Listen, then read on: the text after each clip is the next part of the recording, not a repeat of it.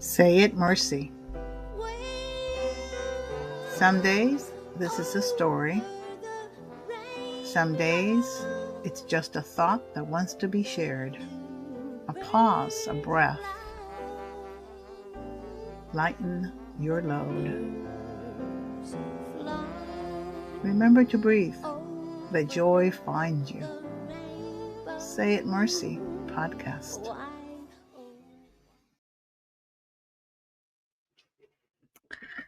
Oh dear. Karol G is singing in my head. Boy, boy, boy. You know, I don't know if you have heard my earlier episodes, but I had Harry Styles singing in my head. And now Karol G. What's going on? Oh my God. Well, I'm coming in from recording last week. Um, I'm being ambushed. Gratitude ambushed me. and before that, the awareness of our routines and patterns. And so I'm very fresh with the awareness of being conscious, right, of what's happening to my day, what's happening to my week. So I still am in that unexpected week that I talked to you about. That place where I'm more comfortable saying yes than no, of going outside my comfort zone as exploration with curiosity that I'm always encouraging my clients, and I tend to have a problem myself with. And all of a sudden, I wake up and Karol G's song is playing in my head. And I don't know why. I don't even know Karol G. I didn't even know her. I only knew that I was the night before, I was going through Instagram and a video of hers with a song popped up. I think it was when she went to Coachella this year, maybe last month, or was it? And something catchy, the rhythm of the song caught me. I had never been so aware. I wish I'd be a musician right now. I was not so aware of how important the producing of a song is. You know, that rhythm, that dun dun, especially if there's just a low tone that marks that piece starting with just one tone. Dun dun. I could feel my body move. And she had a brand new song that she had first had not been even recorded in a studio. She was putting it out in that concert, and it was one of those low songs. It was taking you to feel the absence of someone that has left you, and her whole show was upbeat. So they had to bring you down, right? And it is in this notice, this awareness that I have been in this ride trying to notice more as I'm sharing with you in these podcasts. I notice the rhythm. I notice what was doing to my body. It was taking me down a notch from her first song that I was listening to that was very catchy and very dancing, the one that makes you move your body right away, even though you're not a dancer. And now it was being switched into one melancholic, the one that's missing someone that has left. And I can notice how the opening of that song, excuse me, plays into the coming down into your body, feeling inside of you. And you can feel then the song. And even if you have not lost someone, you're feeling that lost.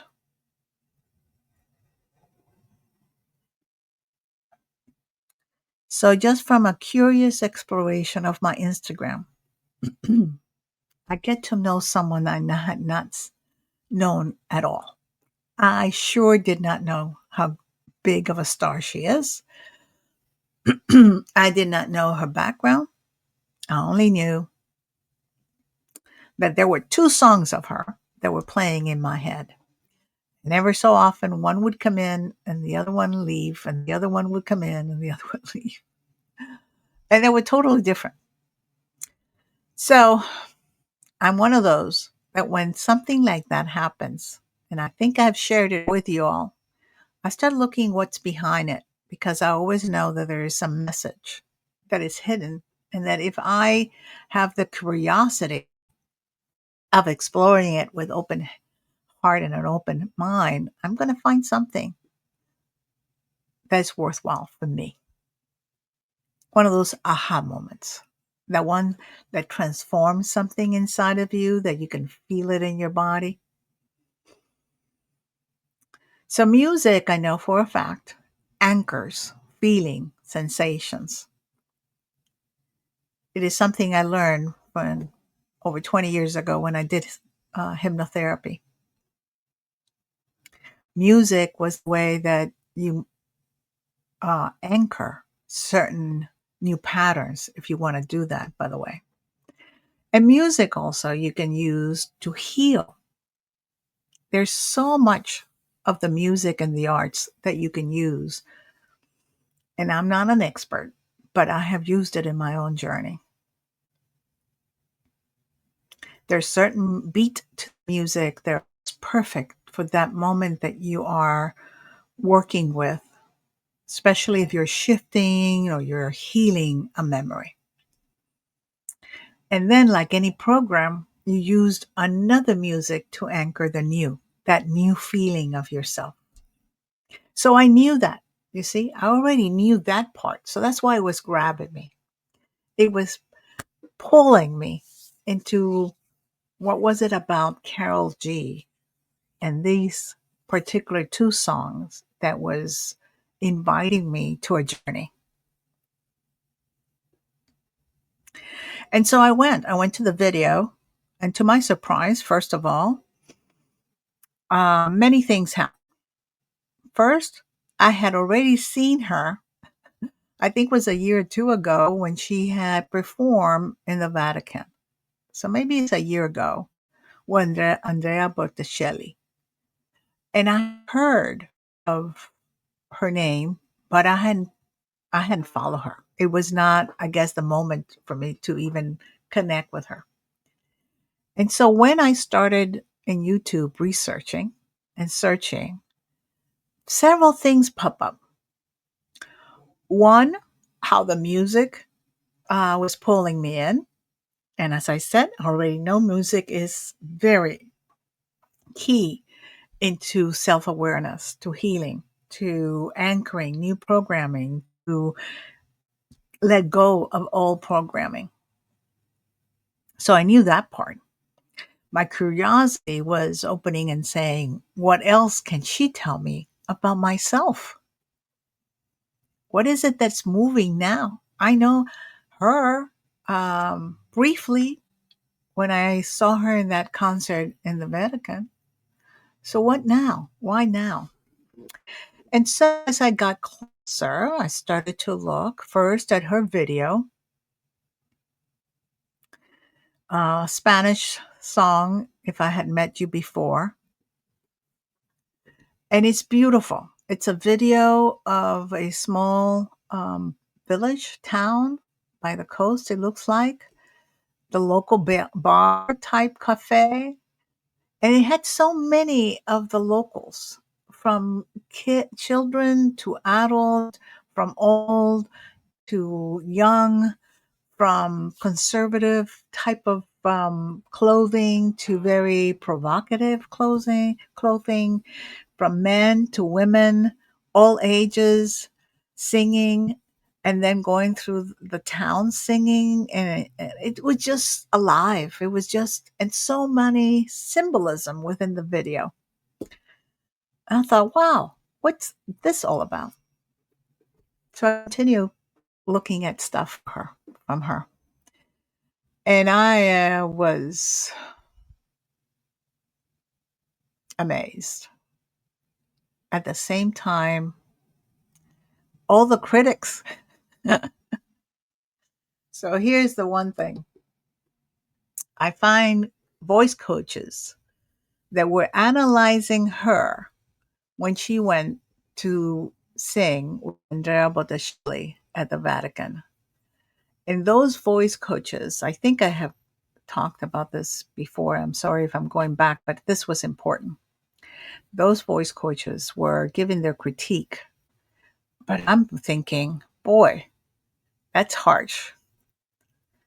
Because I bet that any um, singer having to sing with Andrea Bocelli at a Vatican, that's nerve wracking. But put aside, I then saw an interview of her, and they asked her about that um, moment. And she even shared how she knew her voice was not of the part to sing with Andrea Bocelli. And her first response was no. And it was her mom who had persuaded her to say yes, because it was one of those events that don't happen that often. And it was Andrea Bocelli who had been asking. So it's not like she was looking for it. It was not like her ego of someone that sings wants to sing now with bigger or other people. It was an opportunity that was being given to her. And she took the courage, the strength to do it, to go ahead and do it, knowing that her voice was not of such quality, or wherever her voice is. And yet she did it. And then to hear people commenting and criticizing, it's blown mining. But anyway, what else can I find about this? Why was Karol G singing in my head? And I have to say, I'm not Karol G. First of all, I don't have a voice to even sing anything. Second, my age excludes me from Karol G and her world. But all of a sudden, here I was exploring with curiosity something that normally you put aside and say, that's crazy stuff.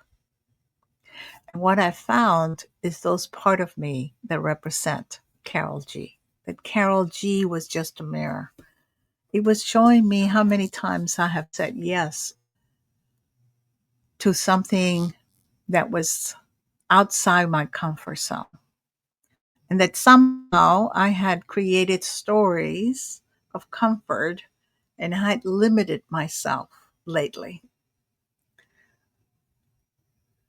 And so I went back to her songs. I listened to her music.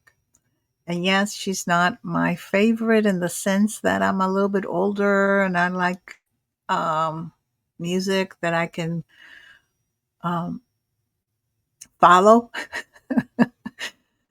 And some of her songs, it's hard for me to follow the lyrics. But boy, she gave me something unexpected. She gave me the little treasure of gratitude again, of having the opportunity to remember that there is also a Karol G in me, that she loves to sing and loves to do things out of the box.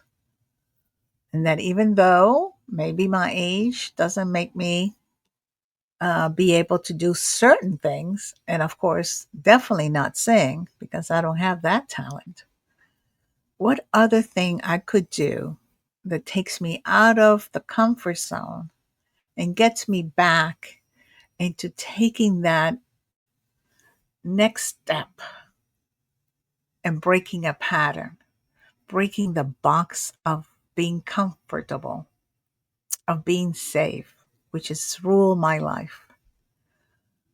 What else could I do, even at this age, that allows me to say, I'll take the chance? I'll take the chance, even if they criticize me, even if they judge me. I will take that moment. I wonder if you have one of those moments. Do you have one of those invisible doors that someone is pushing at you? Could it be a song? Could it be a movie? Could it be a friend asking you something? An invitation? Sometimes it comes up to us so fast that we even don't recognize that it's an invitation.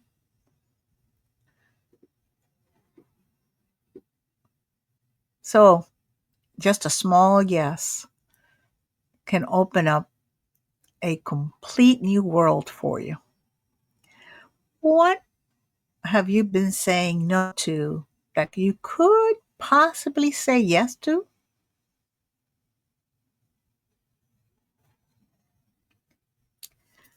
This is Mercy. Say it, Mercy, and stay curious.